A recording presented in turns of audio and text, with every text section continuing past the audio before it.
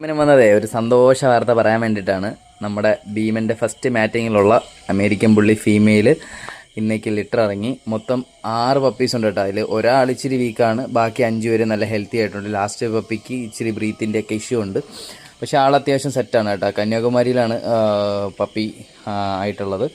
അപ്പോൾ വരും വിശേഷങ്ങൾ നമ്മളെ ചാനൽ വഴി നമ്മൾ പറയാം കേട്ടോ. അല്ലേ ഭീമ? അങ്ങനെ ഭീമൻ ഡാഡിയായി. ഓക്കെ ബാബാ കഴിച്ചോ. Come take.